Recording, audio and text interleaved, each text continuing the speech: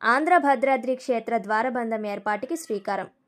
కాకినాడ జిల్లా ప్రతిపాడులో జాతీయ రహదారిని ఆనుకొని వివేకానంద కొండపై దాతల సహకారంతో నూతనంగా నిర్మితమవుతున్న ఆంధ్ర భద్రాద్రి తూలగిరి క్షేత్ర శ్రీ సీతారామచంద్ర స్వామి వారి దేవస్థాన నిర్మాణ పనులు శరవేగంగా జరుగుతున్నాయి.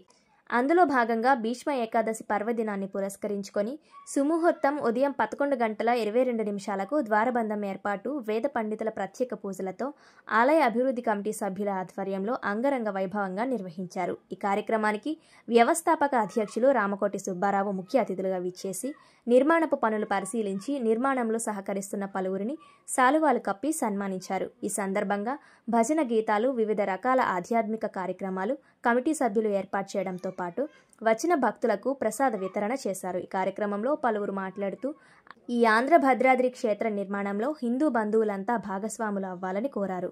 ఈ కార్యక్రమంలో రామసేవకులు చాట్ల పుష్పారెడ్డి, అనంతపల్లి శ్రీను, సరళ దంపతులు, గోగుల వెంకటేశ్వరరావు, పత్రి రమణ, రెడ్నం రాజా, అందే చిట్టికొండ, జువ్వల చిన్నబాబు, జయలక్ష్మి తదితరులు పాల్గొన్నారు.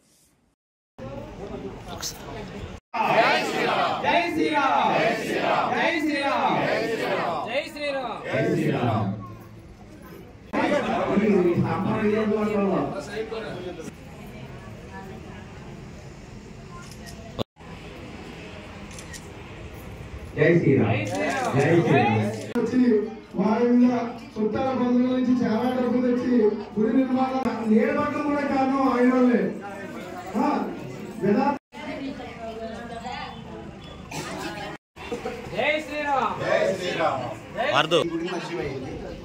ఆయన ఎలా పిలిచి మాకు శ్రీరామ్ జై శ్రీరామ్ జై శ్రీరామ్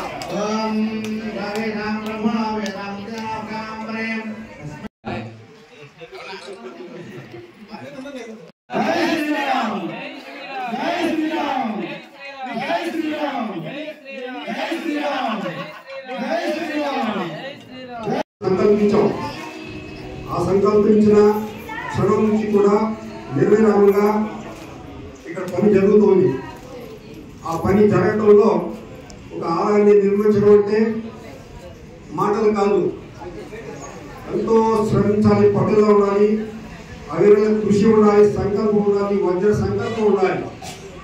రాత్రులుగా, పగలనుగా, ఎండలుగా, వానలుగా శ్రమించే గుణం ఉండాలి, సేవాభావం ఉండాలి. అటువంటి సేవాభావం మెంతుగా ఉన్నటువంటి ముఖ్యంగా పుష్పారెడ్డి గారిని నేను ఎన్నో రకాలుగా అభినందిస్తున్నాను.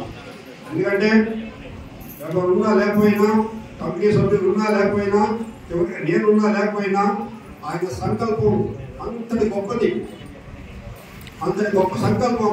ఆ రాముల అనుగ్రహం ఆయనకు, వారి కుటుంబ సభ్యులకి,